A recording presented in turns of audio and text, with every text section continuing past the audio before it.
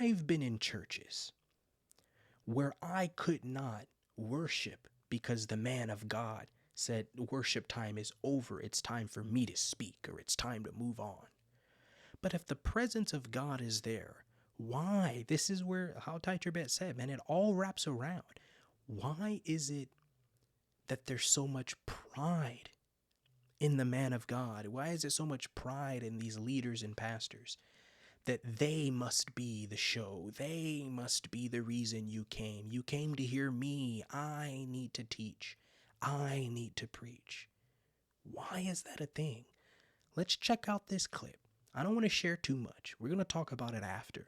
But let's check out this clip where this pastor kicked out another pastor from his church because he got offended and started cursing him out in the middle of service because he told his wife to stop worshiping. Let's get into this. We're going to talk about it after.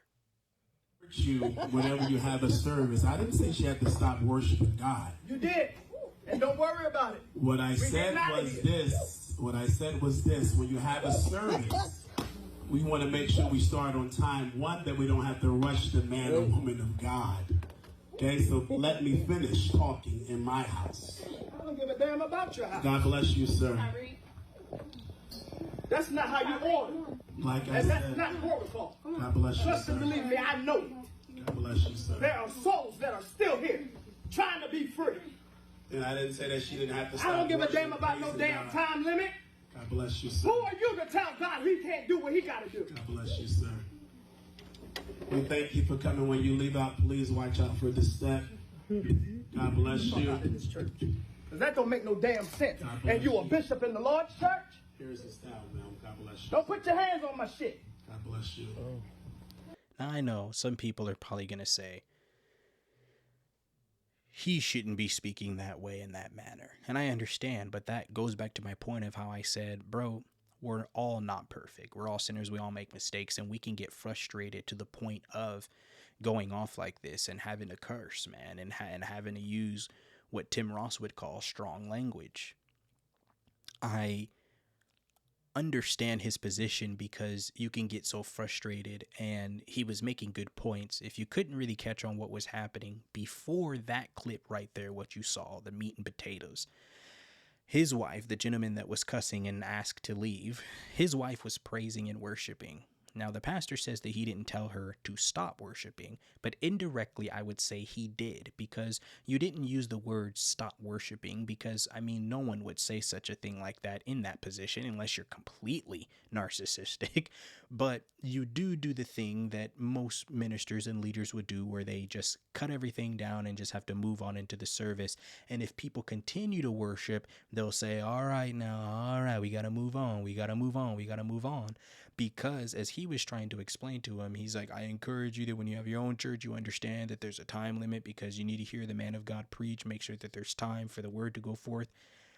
I grew up in church, man, and there were times where if the presence of God was so heavy and worship took place and people were filled from just the worship, it would end there.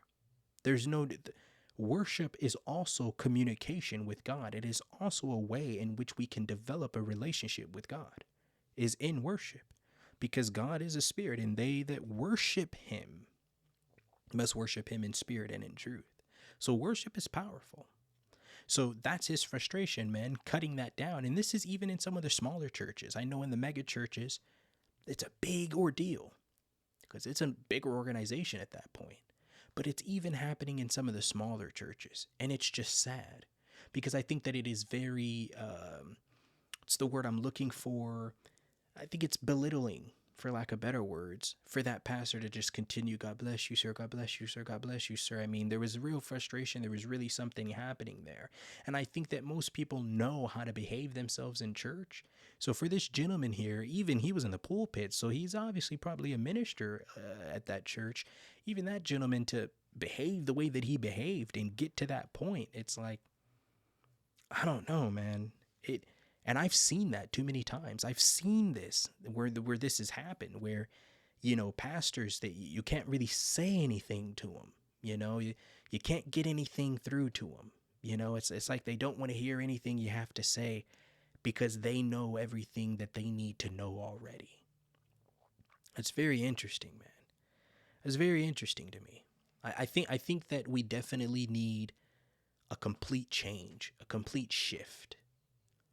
So something's got to change, something's got to give, because I think that we're just straying more people away.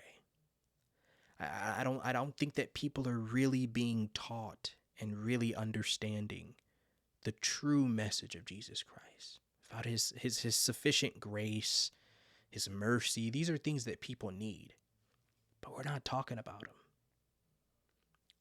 Other than that, we're trying to give them this hope of a financial security future, this hope of everything they're wanting being on the other side of being obedient to attending church and sowing money. And that couldn't be farther from the truth, man. It couldn't be farther from the truth, and we're just pushing more and more people away. That's interesting, man. That's interesting. That's all I got for you guys on this one, man. I appreciate you guys staying this long as always. That's interesting, man. Let me know what you guys think. I mean, we got Tim Ross responding to Jesus being a stripper, and how him only liking Jesus as a stripper. Ty Tribbet's still on a road with expressing how the institution of church is whack, how it's so bad. And it's very true, man, because there's so many traditions of men. And it's like, where did this even come from? So many things that leaders and pastors will swear that you have to just obey. But it's like, where is that in the Bible? We need a relationship with Christ, man. And we need to get to a point where these leaders and these people that have these positions to share the gospel, we need to get to a point where they're actually teaching just that. And if you're here watching this, man, let me be the one to tell you, God is a savior. That means he saves. He doesn't destroy. He doesn't hurt. He's not an angry God. He's not mad at you. No matter what you've done, he's not mad at you. You know what he's doing? He's seated. He's seated. And he's just waiting for you to realize that you have a savior. But maybe no one has told you that, so that's why I want to make sure you know. He's waiting to save you. He's waiting to help you. Whatever anxiety you're going through, depression, hurt, resentment, not able to forgive, he's waiting to save you. I talk about that a lot in my book, Matters of Life. Go ahead and get your copy on Amazon if you haven't already. The link is going to be down in the description. It's a great book, true stories in that book of real people who have gone through pain, who've learned how to become resilient, who've learned to forgive some of the hardest things that you possibly couldn't be able to forgive. You might be able to relate to one of the characters in the book. I encourage you to get your copy today. Link is in the description. It's just interesting, man. But you gotta know you have a savior. You have someone on your side. Even when you feel like you're alone and you got nowhere to go, you have someone on your side. And he wants to help you. That's the God he is. He's merciful. He has mercy. He has mercy. There's nothing that you could have done. There's nothing that you've done. There's nothing that you're doing right now that's too much for God to handle. Just go to him. Just give it to him. All your worries, stress, problems, issues, fears, whatever the case may be, man, he is actually there to help you. He's not there to judge you, not there to send you to hell because you don't listen to him. He's a savior, and he's a good father. And he can really be whatever you need him to be, whatever you've lost, whatever you don't have, whatever void you feel that you need filled. God can do that for you because that's who he is, but you just got to check him out. You got to give him a chance, man.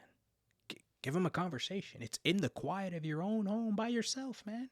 Everyone doesn't have to know about it. That's how I do my relationship. Everyone doesn't have to know about it. I keep it to myself, man. pray in my quiet time. I talk to God. I can be vulnerable. I can really let him know what's on my mind. Really let him know what I'm going through. What's hurting me, what's bothering me, what I need help with. And he always shows me a way, man. Always shows me a way. That's all I got for you guys, man. Thanks for staying. To the next one. I'm out.